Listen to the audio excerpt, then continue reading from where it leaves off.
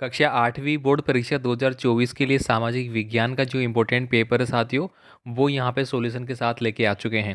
तो इनको अच्छे से पढ़ लेना साथियों, इन्हीं में से आपके बोर्ड एग्जाम में प्रश्न है वो बनने वाले हैं। तो आपको सभी पेपरों को अच्छे से पढ़ लेना है। सारे पेपर पीडीएफ फाइल में आपको ऐप पे मिल जाएंगे। ऐप को आपको डाउनलोड कर लेना है। लिंक है वो डिस्क्रिप्शन बॉक्स में दिया गया है, उसको आप प्ले स्टोर से डाउनलोड कर लेना। डाउनलोड करने के बाद जब आप उसको चलाएंगे तो आपको सभी कक्षाओं के पेपर मिल जाएंगे, सभी विषय के पेपर मिल जाएंगे।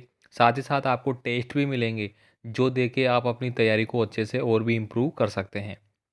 तो चलिए फिलहाल यहाँ पे हम सामाजिक विज्ञान के सभी प्रश्नों को देखने वाले हैं, जो आपके एग्जाम की दृष्टि से काफ़ी इंपॉर्टेंट है। यहाँ पे पहला प्रश्न से अपन स्टार्ट करेंगे। जिस राजपूत राज्य के विरोध के कारण सिरोही से अंग्रेजों की तत्काल संधि नहीं हो सकी वह था, तो वह कौन था भाई? मारवाड़ राज्य से उनका विरोध था, इस वजह से संधि नहीं हो पाई थी। अगला देखिए, जेम्स मिल कहाँ का निवासी है? पढ़ लेना भाई, वेरी इंपॉर्टेंट है, पिछली बार बोर्ड परीक्षा में प्रश्न आ चुका है। तो यहाँ पे इसका सही आंसर ऑप्शन नंबर बी होगा, स्कॉटलैंड। आगे देखिए, बिरसा किस जनजाति से था? ये इंपॉर्टेंट है, पिछली बार परीक्षा में आ चुका है। तो यहाँ पे इसका सही आंसर है मुंडा। इसके बाद देखिए, भारत के सर्वोच्च न्यायालय की स्थापना कब की गई थी? तो 26 जनवरी 1950 को की गई थी। अर्धवार्षिक परीक्षा में ये प्रश्न आपका आ चुका है भाई। इसके बाद देखिए, यहाँ पे राज्यसभा में कुल कितने सदस्य होते हैं? तो राज्यसभा में कुल 245 सदस्य होते हैं। दूसरा बच गया आपका कौन सा? लोकसभा। तो लोकसभा में कुल कितने सदस्य होते हैं? तो आपको कमेंट करना है भाई, ज़्यादा से ज़्यादा कमेंट जरूर करना। आप तैयारी कर रहे हैं तो आपको ज़्यादा तो पता होगा। बाकी इसका आंसर भी इसी में दिया गया है, इसी में से आप छांट के दे सकते हैं। इसका तो आंसर ये हो गया, ये होगा नहीं। अब ये दो आपके सामने हैं, इनमें से आपको क्या करना है? कमेंट करना है। आगे देखिए, निम्न में से कौन सा नवीनीकरणीय संसाधन है? तो यहाँ पे कोयला भी हो जाएगा, पेट्रोलियम भी हो जाएगा, प्राकृतिक गैस भी हो जाएगा। तो उपयुक्त सभी है वो सही आंसर हो जाता है। आपसे बीच में रिक्वेस्ट जरूर रहेगी साथियों, चैनल को सब्सक्राइब करके वीडियो को लाइक करके अपने दोस्तों को ज़रूर सेंड कर देना। आपके लिए ये मान लीजिए कि रामबाण जो पेपर है आपकी परीक्षाओं के लिए, वो सारे आपको करवाए जा रहे हैं। आप बस उनको देखते जाइए, उनको देखिए, 10-15 मिनट का समय होता है एक वीडियो में देखने का। बस आपको उसका पूरा आइडिया पूरा समझ में आ जाएगा।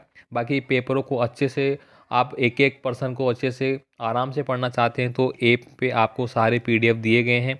बहुत विद्यार्थी कमेंट भी करते हैं, फ़ोन भी करते हैं कि सर हमें नहीं मिल रहे हैं।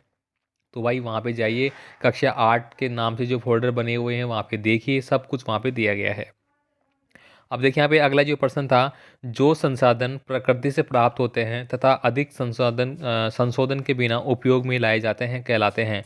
तो उनको अपन बोलते हैं प्राकृतिक संसाधन। इसके बाद देखिए, राजस्थान में सांजी जनजाति है जो सर्वाधिक किस जिले में पाई जाती है? तो ये भरतपुर जिले में पाई जाती है। तो ऑप्शन नंबर सी आपका सही आंसर रहेगा भाई। अब देखिए, यहाँ पे अगला प्रश्न आपका आता है 9 नंबर का, जिसमें आपको मिलान करना है ए और बी जो कॉलम दिए गए हैं उनको आपस में। तो यहाँ पे देखिए, जनसंख्या घनत्व जो होता है उसका मतलब होता है कि प्रति वर्ग किलोमीटर में रहने वाले लोग। जन्म दर क्या होती है भाई? ये होती है प्रति हजार व्यक्तियों पर जीवित जन्मों की संख्या। प्राकृतिक वृद्धि दर क्या होती है? ये होती है किसी देश के जन्म दर और मृत्यु दर के बीच का अंतर। इसके बाद देखिए, एशिया महाद्वीप है जो कि विश्व की सर्वाधिक जनसंख्या का जो निवास करने वाला स्थान है वो हो गया भाई। अब देखिए, यहाँ पे हाँ और ना में आपको आंसर देने हैं। तो यहाँ पे देखिए, मुगल बादशाहों में औरंगजेब आखिरी शक्तिशाली बादशाह थे। तो बिल्कुल ये बात सत्य है। नेक्स्ट प्रश्न देखिए, यहाँ पे यूरोप से भारत में सर्वप्रथम पुर्तगालियों ने अपनी उपस्थिति दर्ज कराई थी। तो ये बात भी आपकी क्या हो जाती है? सत्य हो जाती है। बंगाल के नवाब सिराजुद्दौला ने कंपनी के अनेक रियायतें प्रदान करी थी। तो ये बात गलत है, उन्होंने किसी प्रकार की रियायतें नहीं दी थी। 1765 में ईस्ट इंडिया कंपनी बंगाल की दीवानी हो गई थी, या फिर दीवान हो गया था। तो बिल्कुल ये बात सत्य आपकी हो जाती है। अब देखिए, यहाँ पे जो आपके प्रश्न आपके लिखित में आने वाले हैं उनका आंसर मैंने यहाँ पे दे दिया है। यहाँ पे देखेंगे आप, मजदूर यूनियन संगठन बनाने से संबंधित कानून बनाने की जरूरत क्यों हो गई? तो इससे रिलेटेड जो आपका उपभोक्ता संरक्षण का जो प्रश्न था वो पिछली बार बोर्ड में आया था। इस बार आपका दूसरा मेथड में ये पूछा गया है। तो इसका आंसर आपको यहाँ पे मिल जाता है, मजदूर यूनियन संगठन बनाने से संबंधित कानून बनाने की ज़रूरत इसलिए है कि यूनियनों में संगठित होकर मजदूर अपनी संयुक्त ताकत के सहारे सही वेतन और बेहतर कार्य स्थिति के लिए आवाज़ उठा सकते हैं। अगला जो पर्सन है वो है राजस्थान सरकार द्वारा सामाजिक समानता एवं समरता हेतु किए गए 2 प्रयासों के नाम आपको लिखने हैं। तो यहाँ पे दोनों का नाम आपको यहाँ पे मिल जाता है। जैसे कि पहला नाम है आपका अस्पृश्यता उन्मूलन। तो ये दोस्तों आपका अनुच्छेद जो 17 है उसमें दिया गया है। इसके बाद है संरक्षणात्मक उपाय, ये दोनों आपको लिख लेने हैं। अब देखिए यहाँ पे अगला है कंपनी की सेना में काम कर रहे सिपाहियों के असंतोष के कोई 2 कारण लिखिए। तो दोस्तों ये जो पर्सन है ये 1857 का जो पर्सन था, 1857 में जो सैनिक थे उन्होंने विद्रोह का कारण क्या था वो भी आप ये लिख सकते हैं। ये दोनों इंपॉर्टेंट है क्योंकि असंतोष थे वो इसी बात से थे। तो यहाँ पे दोस्तों आपको मिल जाएगा आंसर। अधिकतर सिपाही किसान परिवार से आते थे।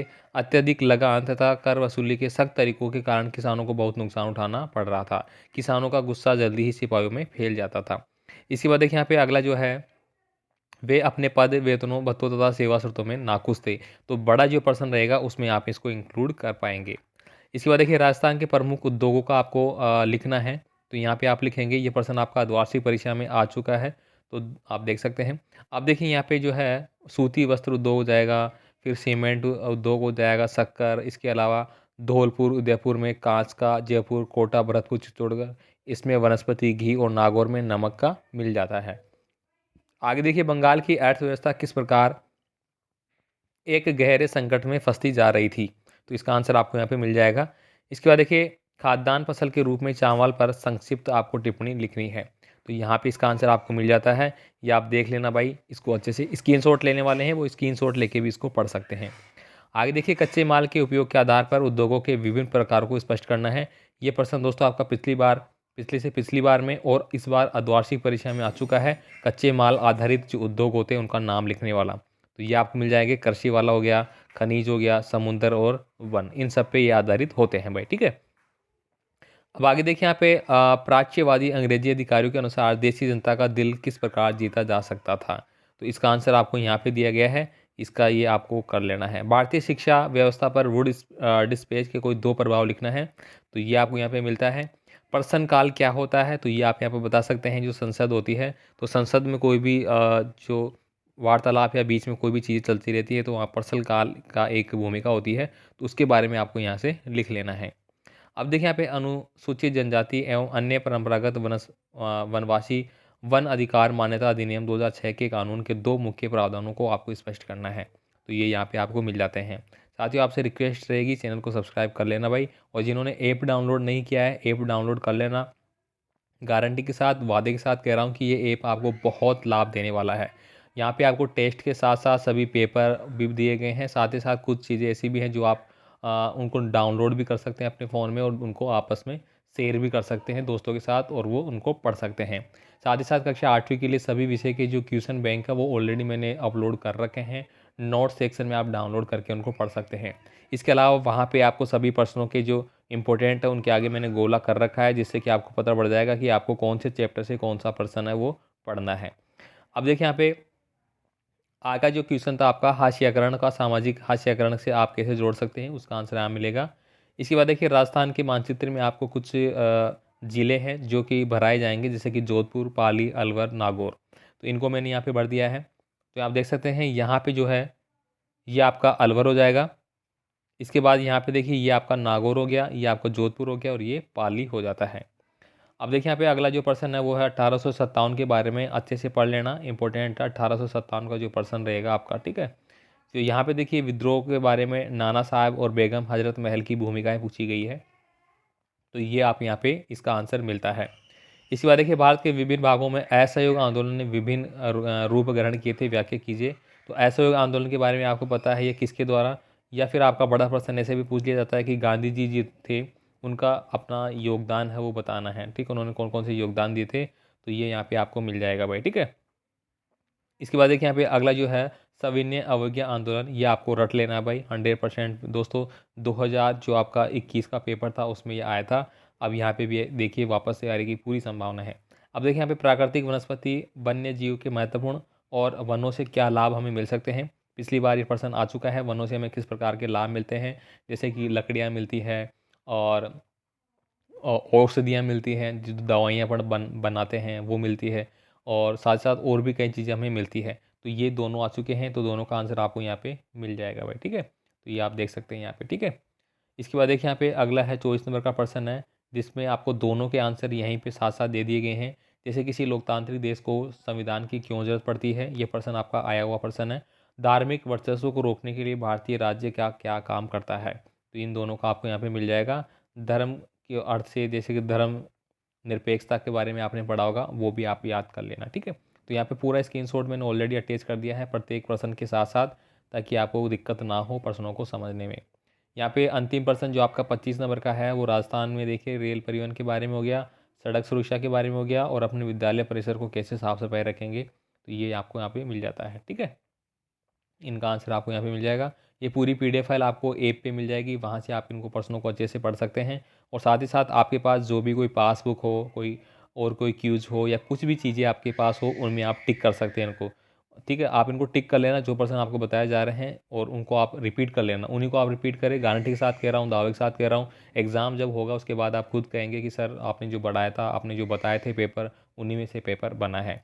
तो मोस्ट इम्पोर्टेंट देखिए, प्रत्येक पेपर से अगर आप पढ़ते हैं तो आपको लगभग 3 से 4% आपको याद होते रहेंगे, मतलब आपको अच्छे से उनमें से ही मिलते रहेंगे, ठीक है। तो चलिए मिलते हैं अगले पेपर के साथ, जो कि इंग्लिश का हम लाने वाले हैं जल्द। इंग्लिश का पेपर आपका पहले होगा, तो मिलते हैं अगले पेपर के साथ। धन्यवाद।